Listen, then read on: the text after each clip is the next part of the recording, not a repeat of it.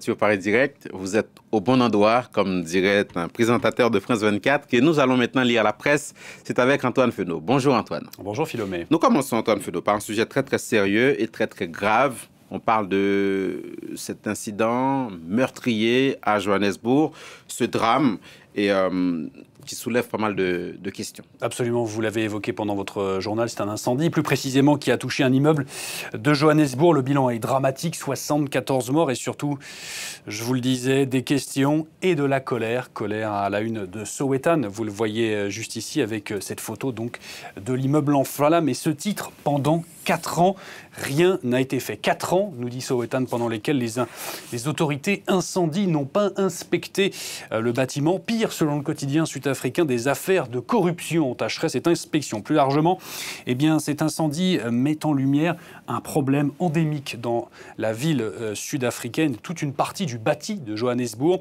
des immeubles non conformes aux normes, mais habités par de centaines de familles très pauvres. Vous le voyez juste ici, ces bâtiments ne sont souvent pas connectés au réseau électrique. Les habitants doivent souvent donc s'éclairer à la bougie. C'est peut-être ça qui serait d'ailleurs à l'origine du drame. Pire encore, eh bien, nous dit Business Day, autre quotidien sud-africain juste ici, ces immeubles sont insalubres et souvent gérés par des gangs criminels, Philomé, des malfaiteurs marchands de sommeil pour la plupart, qui profitent de familles démunies, misère, insalubrité également, trafic, illustration d'un problème plus large de logement dans la ville sud-africaine. 15 000 personnes, nous dit Business Days, pourraient se retrouver sans abri cette année à Johannesburg, notamment. Ça, c'est pour l'Afrique du Sud. La France, maintenant, Antoine.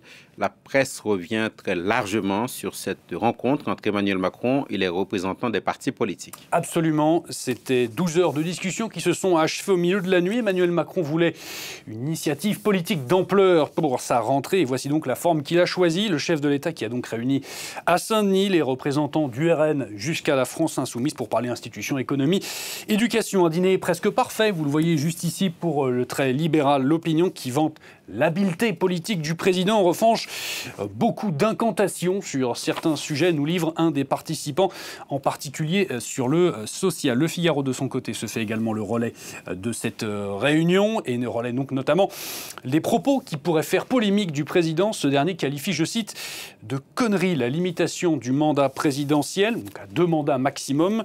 Pas pour lui, précise-t-il également, mais dans l'absolu, cela affaiblit l'autorité de l'État, comprenne qui pourra. Grande absente des débats également, s'indignent les écologistes. Eh bien, l'écologie, justement, tous les participants, en tout cas, sont d'accord sur un point. L'opération de communication, elle est bien réussie, Philomé. L'Allemagne est une question à la une de la presse aujourd'hui, Antoine. Oui, une question à la une de la presse, si mon écran veut bien répondre, mon cher Philomé. Voilà qui est parfait. Cette question de politique américaine à la une du Tagesspiegel, quotidien allemand de référence. Et si Joe Biden ne se représentait pas en 2024, question donc qui est relayée par le quotidien allemand. Et une enquête, 77% des Américains jugent le président démocrate trop âgé. Il faut dire qu'il a 80 ans, Joe Biden, un âge plus que vénérable. Ses chutes, gaffes et absences inquiètent jusque dans le camp démocrate, nous dit le Tagesspiegel.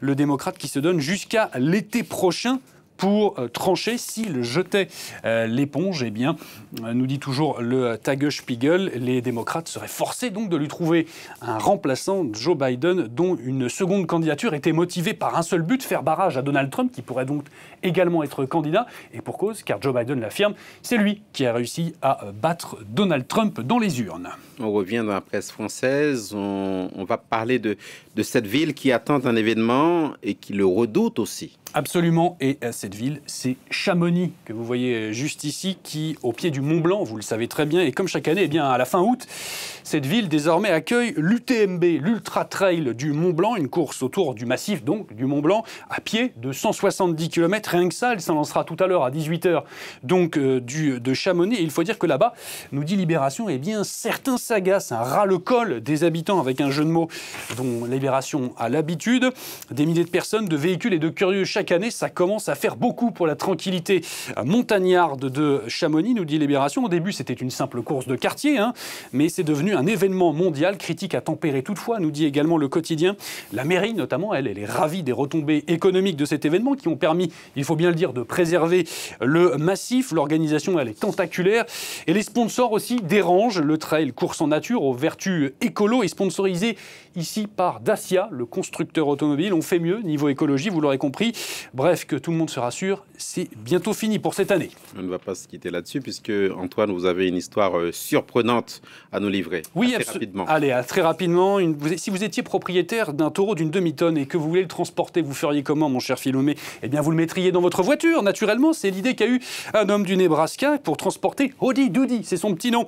Un énorme taureau de l'espèce Ankol Watusi, connu pour ses énormes cornes. Lee Meyer, le propriétaire, a dû découper une partie de son véhicule pour le faire tenir l'animal, pour le moins massif, logiquement arrêté par la police locale. L'homme a affirmé qu'il avait donc découpé sa voiture pour que le taureau puisse voir la route. Rien que ça, il s'en sort avec un avertissement et surtout une belle facture de nettoyage pour son véhicule, si vous me passez l'expression. C'est là qu'on dit que plus c'est gros, plus ça passe. Exactement, Merci plus c'est gros, beaucoup. plus ça passe. Antoine, c'est la fin de ce journal. Restez avec nous, on se retrouve